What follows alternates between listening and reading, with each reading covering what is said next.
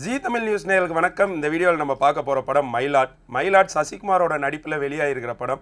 சசிகுமார் நடிப்புனாலே இப்போ வந்து எல்லாருக்குமே ஒரு எதிர்பார்ப்பு. ஏன்னா அயோத்திக்கு அப்புறம் அவர் நடித்த எல்லா படங்களும் மிகப்பெரிய வரவேற்பு. அது மட்டும் இல்லாமல் ஒரு நல்ல ஒரு சக்ஸஸ்னே சொல்ல முடியும். ஸோ மயிலாட் எப்படி இருக்குங்கிற ஒரு மிகப்பெரிய எதிர்பார்ப்போடு தான் போயிருந்தோம். ராஜ்முருகனோட இயக்கத்தில் வெளியாகிருக்கிற படம். ராஜ்முருகன் ஆல்ரெடி ஜிப்சி, ஜோக்கர் அப்படின்னு ஒரு சக்ஸஸான படங்கள் நிறையா வந்து கொடுத்துருக்கிறாரு. ஸோ இவங்க ரெண்டு பேரும் என்ன கொடுக்க போகிறாங்க அப்படிங்கிற ஒரு எதிர்பார்ப்பில் போய் பார்த்தோம்.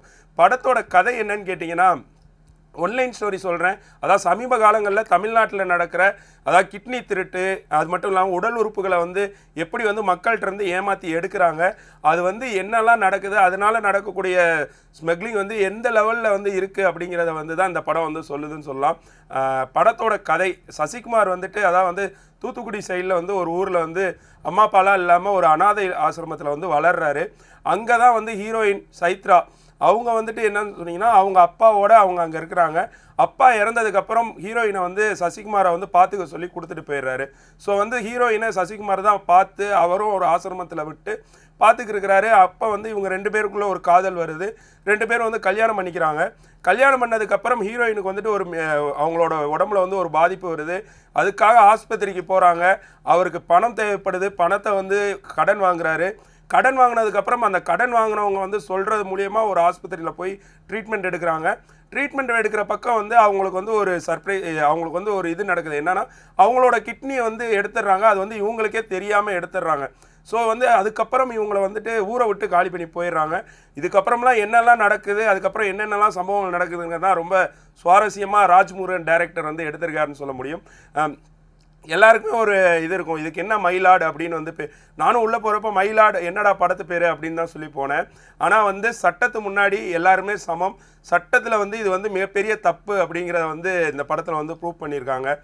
கூட வந்து பார்த்தீங்கன்னா, நம்ம ஃபஸ்ட்டு வந்து பேச வேண்டிய சசிகுமார் சாரோட நடிப்பு. மனுஷன் வந்து எப்படி இப்படி நடிக்கிறாருன்னு தெரிய மாட்டேங்குது. கதையும் எப்படி இப்படி செலக்ட் பண்ணுறாருன்னு தெரில. ரொம்ப யதார்த்தமான நடிப்பு. அப்படியே நம்மளே போலவே வாழ்ந்திருக்காரு. அதாவது ஊரில் பார்த்துருப்போம்ல, அந்த சவுத் சைட்லலாம் பார்த்தோம்னா அந்த மக்கள்லாம் வந்து ஒரு ஒரு ஒரு ஏழ்மையான ஒரு ஏழ்மையான ஒரு வாழ்க்கையை வாழ்ந்துக்கிருப்பாங்க. ஆனால் பார்த்தீங்கன்னா எல்லாமே தெரிஞ்சிருக்கும். நீங்கள் போய் அவங்கள அவ்வளோ சீக்கிரம் வந்து ஏமாற்றிட முடியாது. அது அப்படியே வந்து நம்ம கண் முன்னாடி வந்து சசிகுமார் சார் வந்து நிறுத்தியிருந்தார். ஹீரோயின் சைத்ரா அவங்க வந்து என்ன சொல்கிறது, ரொம்ப அவங்களும் வந்து ரொம்ப ஒரு கேஷுவலான கேரக்டர் தான். ரொம்ப அழகாக நடிச்சிருக்காங்க. கன்னட படத்தில் வந்து அவங்க நிறையா படங்கள் பண்ணியிருக்கிறாங்க. தமிழில் இதுதான் முதல் படம்னு நினைக்கிறேன். ரொம்ப அழகாக இருந்துச்சு அவங்களோட நடிப்பு, அவங்களோட சிரிப்பு, ஒவ்வொன்றுமே சொல்லிக்கிட்டே இருக்கலாம். அது மாதிரி அவங்க ரொம்ப ரெண்டு பேருமே ரொம்ப க்யூட்டாக இருந்தாங்க படத்தில். அதை நம்ம கிராமத்து வாழ்க்கையே கண் முன்னாடி கொண்டு வந்துட்டு போயிருந்தாங்கன்னு தான் சொல்ல முடியும். நம்ம சோமசுந்தரம் சாரை பற்றி இந்த படத்தில் சொல்லியே ஆகணும். ஏன்னா வந்து ஒரு பத்திரிகையாளராக வருவார். மக்கள் குத்து அப்படிங்கிறது அவர் தான் வந்து இந்த மக்களுக்கு நடக்கிற அநீதிகளை கொஞ்சம் வெளியே கொண்டு வந்துக்கிருந்த ஒரு நல்ல ஒரு பத்திரிகையாளராக இந்த படத்தில் நடிச்சிருக்கிறாரு. அவர் தான் வந்து இந்த படத்தில் வந்து லாஸ்ட்டில் வந்து இவங்களை வந்து காப்பாற்றுறதுக்கான எல்லா முயற்சியும் பண்ணுவார்.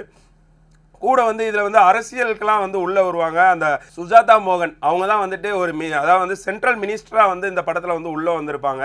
அவங்களுக்கும் வந்துட்டு ஒரு கிட்னி தேவைப்படும். அது வந்து சசிகுமார்கிட்ட இருந்தால் வேணும் அப்படிங்கிற மாதிரி ஒரு ஸ்டோரி போகும்.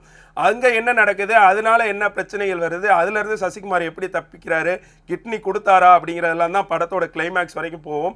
ஆனால் சொல்கிறேன், படம் பார்க்குறப்ப ஒரு மனிதநேயம்ங்கிறத வந்து கிளைமேக்ஸில் வந்து ரொம்ப பயங்கரமாக வந்து டச்சாக வந்து முடிச்சிருந்தாரு. அது வந்து செகண்ட் ஹாஃபில் வந்து நான் சொல்லியே ஆவேன். ஏன்னா நம்ம படம் பார்க்குறப்ப ரொம்ப ஃபீல் பண்ண ஆரம்பிச்சிருவோம். இப்படிலாம் நடக்குதா, இதெல்லாம் எப்படா இந்த வாழ்க்கையில் வாழ்ந்து நம்ம முன்னேறி வரது அப்படிங்கிற மாதிரி நம்மளை வந்து டைரக்டர் நிறையா இடத்துல வந்து யோசிக்க வச்சுட்டாருன்னு தான் சொல்ல முடியும். மியூசிக் சாண்ட் ரோல்டன் வர எல்லா படங்கள்லையுமே அவங்க வந்து மியூசிக்கை வந்து பிரிச்சிடுறாங்கன்னு தான் சொல்ல முடியும். இந்த படமும் கண்டிப்பாக வந்து நான் வந்து சொல்லுவேன், சாண்ட் ரோல்டனுக்கு ஒரு மிகப்பெரிய ஒரு படம். நல்ல ஒரு பேக்ரவுண்ட் மியூசிக்கும் கொடுத்துருந்தாரு. சாங்ஸும் வந்து ஃபஸ்ட்டு சாங்காக இருக்கட்டும், அடுத்து இடையில உள்ள வர சாங்காக இருக்கட்டும், எல்லாமே வந்து ரொம்ப ரசிக்கிற மாதிரி ரொம்ப பயங்கரமாகவே கொடுத்துருந்தாரு. ராஜ்முருகன் டைரக்டர் வந்து ரொம்ப அழகாகவே இந்த கதையை வந்து பண்ணியிருக்கிறாரு. கடைசி படங்கள் அவருக்கு வந்து ஏதோ வெற்றி தரல அப்படின்னு சொல்லி ரொம்ப டல்லாக இருந்தாருன்னு சொன்னாங்க. ஆனால் இந்த படம் வந்து அவருக்கு வந்து அவருக்கு வெற்றி கொடுக்குதோ இல்லையோ, ஆனால் இந்த படம் வந்து இப்போ நடக்கக்கூடிய சமுதாயத்தில் நடக்கக்கூடிய மிகப்பெரிய பிரச்சனையை வந்து பேசியிருக்குன்னு சொல்லலாம். படத்தில் வந்து நிறையா விஷயங்கள் வந்து திணிச்சிருக்கிறாங்க அப்படின்னு வந்து சொல்லுவாங்க. ஆனால் அது வந்து திணிக்கிறாங்க அப்படிங்கிறத விட இந்த டைமில் உள்ள மக்களுக்கு என்ன தேவைங்கிறத கரெக்டாக பார்த்து எடுத்து சொல்லியிருக்கிறாரு. ஸோ வந்து ஒரு ரேஷன் கார்டாக இருக்கட்டும், ஒரு ஆதார் கார்டாக இருக்கட்டும், இதெல்லாம் எவ்வளோ இம்பார்ட்டன்ட், இது வாங்குறதுக்கு மக்கள் எவ்வளோ கஷ்டப்படுறாங்க அப்படிங்கிறதெல்லாம் வந்து சொல்லியிருந்தது வந்து உண்மையிலே வரவேற்கக்கூடிய விஷயம். இது எல்லாமே விட படம் எப்படி இருக்குன்னு கேட்டிங்கன்னா ஒரு ஃபேமிலி என்டர்டெயின்மெண்ட் மூவியாக இருக்கும். ஆனால் வந்துட்டு இந்த படம் வந்துட்டு நிறையா பேர் சொல்லலாம் என்ன இருக்க போகுது, இது என்ன நார்மலாக இருக்கிற கதை தானே அப்படி இப்படின்னு. எவ்வளவோ வந்து படங்கள் வந்து இந்த உடல் உறுப்புகளை வச்சு வச்சு வந்திருந்தாலும் இந்த படம் பார்க்குறப்ப ஒரு அதான் வந்து மனிதாபிமானம் அப்படிங்கிறத வந்து நமக்கு வந்து கண்டிப்பாக காட்டும்.